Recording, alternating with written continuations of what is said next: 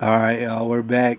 It is January the 4th, 2018, and we've been through a long series of videos already. Suffice it to say, we're at the part of the article that is going to a lot of depth to describe how women are absolutely being oppressed within the Silicon Valley industry. Something that's not widely discussed, but it absolutely is happening. And ladies are describing just how oppressive it is, and to which I totally agree. I'm in 100% agreement. However, some of their stats are a little bit questionable.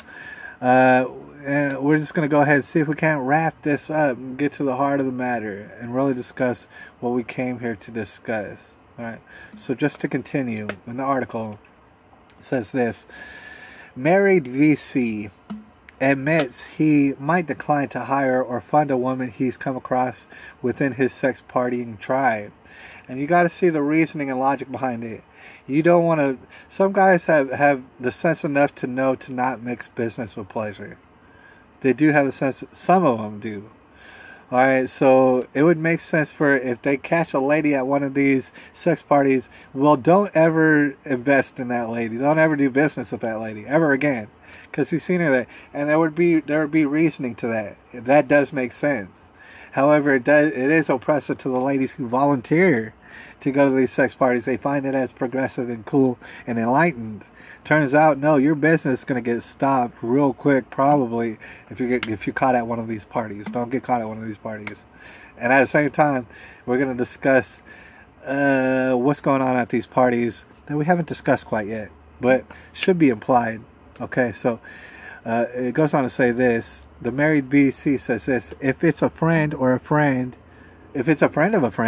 or you've seen them half naked at Burning Man, all these ties come into play when you're considering whether or not to give them money at all.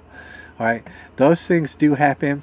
It's making San Francisco feel really small and insular because everybody's dated everybody.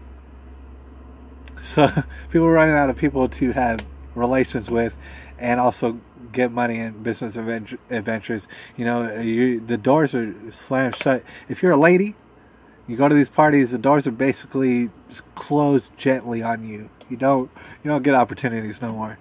Men actually get business done at the sex parties, though, as the article explains, and at the strip clubs, and we've all known this. Lots of times people have business meetings at sex parties and at strip clubs. You know who has the business meetings? The males. Exclusively. Every time. The women don't. Every time. So, we're discussing that. Men actually get business done. And we're talking about $1 million deals. We're talking about tens of millions of dollar deals are discussed and agreed upon at the sex parties. You understand? And the strip clubs. But when women put themselves in that exact situation, they risk losing credibility and respect, and they probably will lose it. More than likely, they'll lose all sort of opportunity from simply even being there. Meanwhile, all the deals that they fantasize about getting are taking place at the sex parties. They're taking place at the strip clubs. The party scene is now so pervasive that women entrepreneurs say turning down invitations relegates them to be the uncool kids. They're at the uncool kids table now because they don't go to the parties. The women who don't go to the parties, they get relegated. Alright? It's very hard to create a personal connection with a male investor, and they are male. And if you succeed, they become attracted to you. So it's becoming, you understand the situation. They think you're part of their inner circle. And in San Francisco, that means you're invited to some kind of orgy. All the time. Alright. I couldn't escape it here, she says. I just couldn't escape it. Not doing it was a thing. She decided to not go to the sex parties. That became a thing. She became muscled out of Silicon Valley, basically. She left because of that. Alright? It became a thing. Rather than finding it odd that she would attend a sex party, which in our normal American everyday society, we would find that odd. That's abnormal that you're attending sex parties. Rather than finding it odd that she would attend a sex party, says the entrepreneur, people were very confused about her not attending. All up and down Silicon Valley, people were very, very confused as to why she wouldn't attend. Alright? The parties. The fact that you don't go to the sex parties is weird. The entrepreneur said, and it means being left out of important conversations. They talk business at these parties. They do business at these sex parties. Stuff that I've been talking about for years. Stuff that many people have been talking about for years. But she goes ahead and she brings it up. They do all sort of business. They decide things. Things get decided behind closed doors. Believe it or not. In Silicon Valley. Ultimately, this entrepreneur got so fed up that she moved herself and her whole startup to New York. She couldn't even take it no more. Because it is all sex orgies over there. And you're damned if you do, you're damned if you don't. That really is the case for these ladies out here who want to be entrepreneurs in their own right. And I'm not trying to hate on them. I wish they could be entrepreneurs. I wish they could make it in Silicon Valley, but it seems like that's not the case. Let's go ahead and continue. See if we can't finish the rest of this article. The article says the women who do say yes to these parties rarely see a big business payoff. For sure, you're getting change thrown at you. Change from out of couch cushions. For all your sexual exploitations, that's all you get.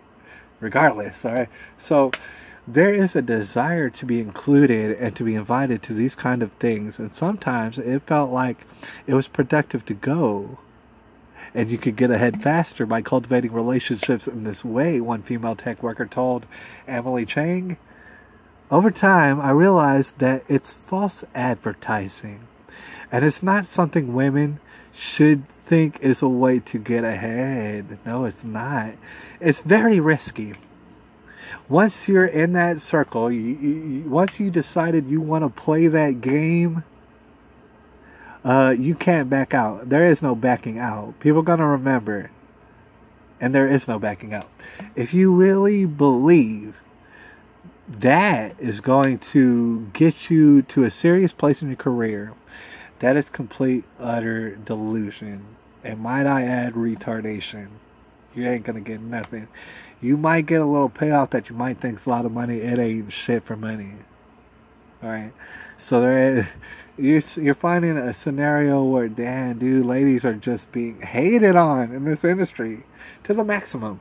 To the maximum. But at the same time, there is the men who get raped. There is the children who get raped that are not mentioned in this article. But that's what we're here for. To mention it. Because it's a real thing. And it is absurd. Alright? So let's go ahead and just see on what note we finish on this particular video and read a little bit further. It says, another female entrepreneur described the unfair power dynamic that's created. She said, there is this undercurrent of a feeling like you're prostituting yourself. Yeah, I know. In order to get ahead. Because, let's be real, if you're dating someone powerful, it can open doors for you. Alright? And that's what women who make the calculation to play the game want in some sort of sense. Obviously, they want some sort of opportunity for them. And so that's why they play the game. But they don't know all the risks associated, and the risks are monumental.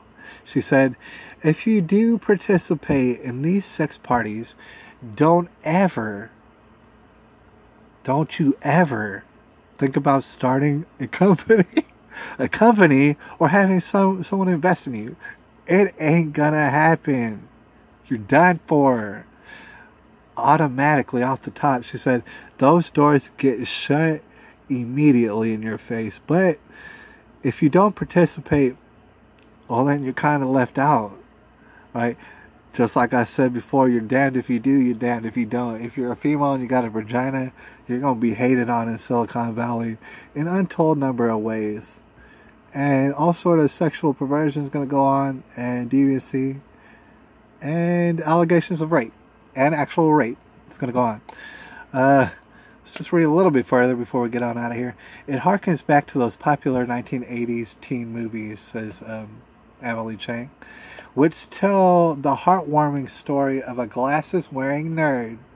And this is very significant because it's been happening for a long time. You know exactly what she's talking about when she says this harkens back to those popular 1980s teen movies. Very well funded, very well produced movies, which tell the heartwarming story of a glasses-wearing nerd who is transformed into the cool, funny kid who gets all the hot chicks. Whereas before, he wasn't cool nor funny. He became cool and funny. Okay, but we're not living a teenage dream. I believe it. Katy Perry may not believe it, but I do believe it. We're not living a teenage dream. Those are fantastical ideas. And we're going to discuss that further probably in the next video. But it's not a new thing. But it is manipulation, and it has taken place over decades now, where everybody can harken back to the 1980s movies where this does take place. Right? She said, however, we're not living in a teenage dream, to which I would agree. She said, great companies don't spring magically to life when a nerd gets laid 3 times in a row. That's not how it works. Of course it is how it works in the movies, but not in reality.